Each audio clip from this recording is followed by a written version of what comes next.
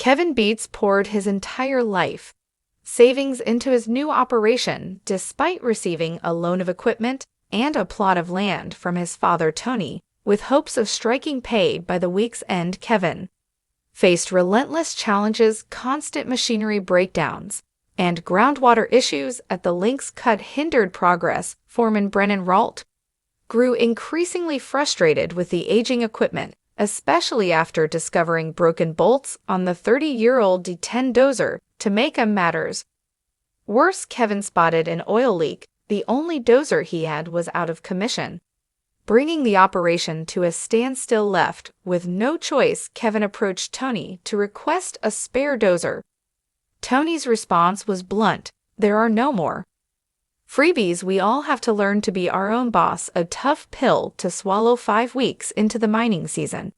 Kevin Beets finds himself in a grueling battle against setbacks at his Scribber Creek claim, equipment failures, and relentless flooding in the link's cut have stalled his operation, leaving him without a single ounce of gold to his name. Despite the mounting challenges, Kevin remains resolute. "We're just going to keep plugging away," he asserts, determined to turn his fortunes around. The link's cut, a promising yet problematic endeavor. Kevin's 44-acre claim at Scrier Creek lies just 3 miles from his father Tony Beets' Indian River mine. Within this claim, Kevin has identified the 11-acre link's cut as the most promising area to yield gold.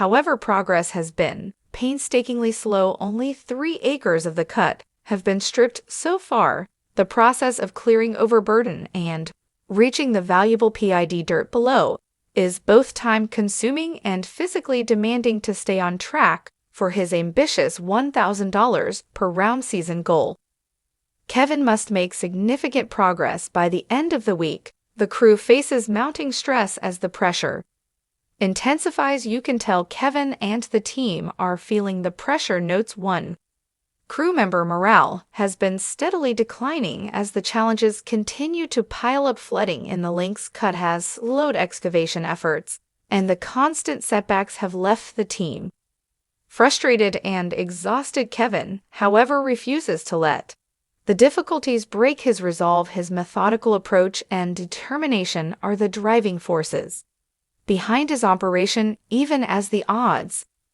seem stacked against him. The already tenuous operation suffers a significant blow when Kevin's only Dozer, a 30-year-old Caterpillar 10, breaks down.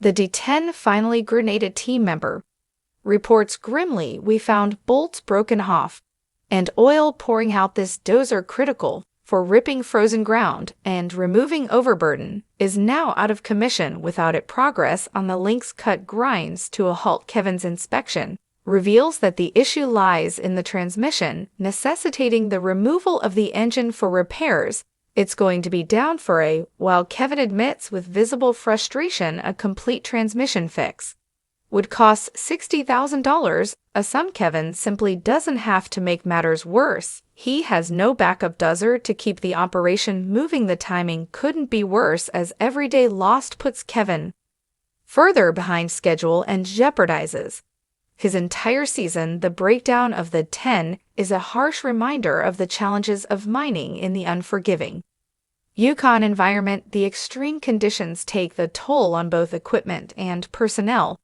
pushing even seasoned miners like Kevin to their limits. The crew morale sinks further as they grapple with the realization that their only Dozer is out of commission. With no clear solution in sight, out of options, Kevin decides to approach his father for assistance back at Scribner Creek. He explains the situation to Tony. "Hey, Tony, need to talk about that Titanic kind of grenade." Tony, unimpressed, responds, "What grenade?" Kevin elaborates, "Something in the transmission. It's pretty much dead in the water." However, Tony is unwilling to lend a hand. "What you get is what you get," he says bluntly.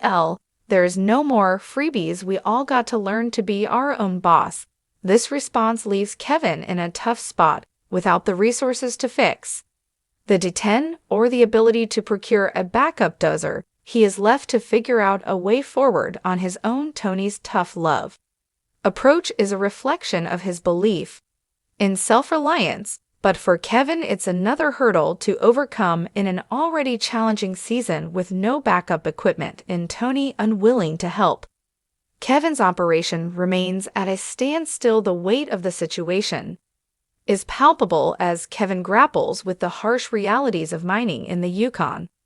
The lakes cut once seen as the key to his season's success now seems like an insurmountable obstacle. The crew frustrations are compounded by the lack of progress and tensions run high as the clock ticks down without the dozer.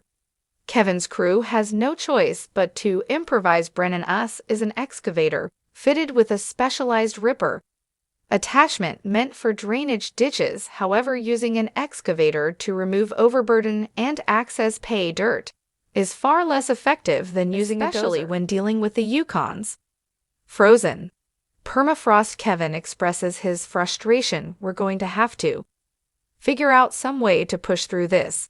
Whatever we've got to do to keep production running will do, but it's brutal. The setbacks don't stop there.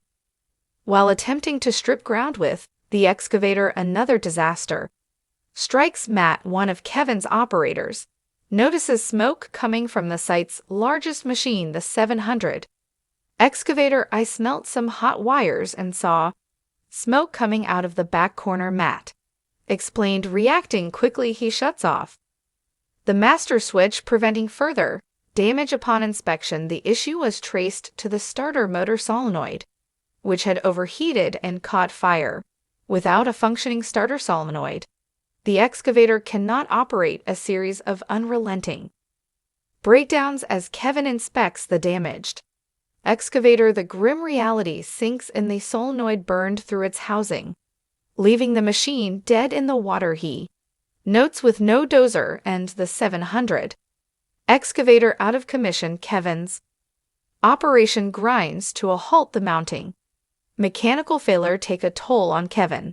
Every time we get a bit ahead, something breaks and we have to start over. It's exhausting. To make matters worse, the delays threaten Kevin's weekly goal of reaching pay dirt. The original plan of stripping the cut and accessing gold bearing material now seems like an unattainable dream. The immense pressure to meet targets is exacerbated by the knowledge that every day of downtime eats into the crew's already strained budget. Despite the challenges, Kevin and his team managed to secure a replacement solenoid for the 700 excavator. They worked tirelessly to install the part, reassembling the damaged connections and hoping for the best. No smoke yet, so that's a good start, Kevin joked nervously as the team tested the repair. Finally, the 700 excavator roars back to life and a glimmer of hope emerges. Kevin reflects, one heart attack down. Let's see how much more I got today.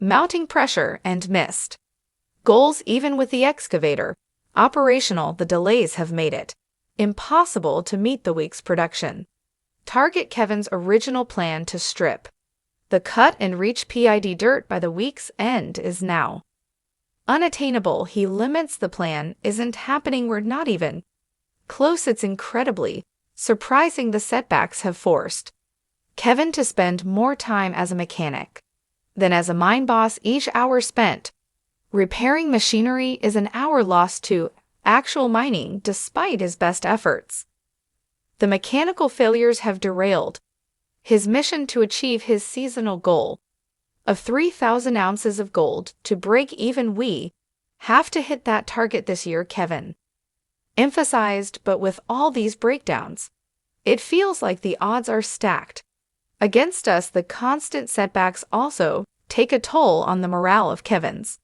crew. Many of the team members express frustration at the unrelenting string of challenges and tension begins to rise.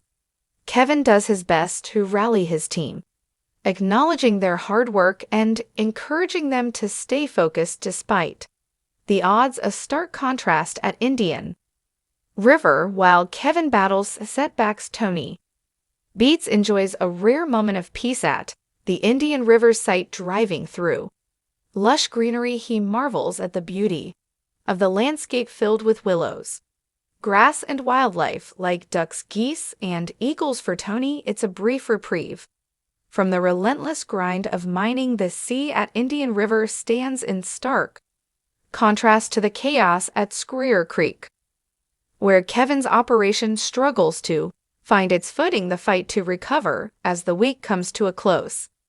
Kevin faces a sobering reality. His crew's efforts to keep production running have been commendable, but the constant equipment failures have left them far behind schedule. The stress and pressure are palpable as Kevin tries to rally his team for the weeks ahead. He acknowledges the toll the setbacks have taken, but remains resolute in his determination to turn the operation around. This season has been nothing but challenges, Kevin admitted as a mind boss. There are some things you just can't control. It makes the job a lot harder than it has to be to compound matters. The financial strain of repeated repairs has begun to take a toll on the operation's bottom line. Kevin knows that falling short of the 3,000-ounce seasonal goal could have devastating financial consequences for his crew and his family, yet he refuses to let the setbacks define the season we faced. Worse, Kevin says with determination, this is just another hurdle we've got to get over. Looking ahead, the future remains uncertain for Kevin and his crew. With so much at stake, every breakdown feels like a step closer to failure, yet the team's resilience and Kevin's unwavering determination offer a glimmer of hope. The Yukon's unforgiving conditions may test the limits of even the most experienced miners, but Kevin's grit and resourcefulness suggest that he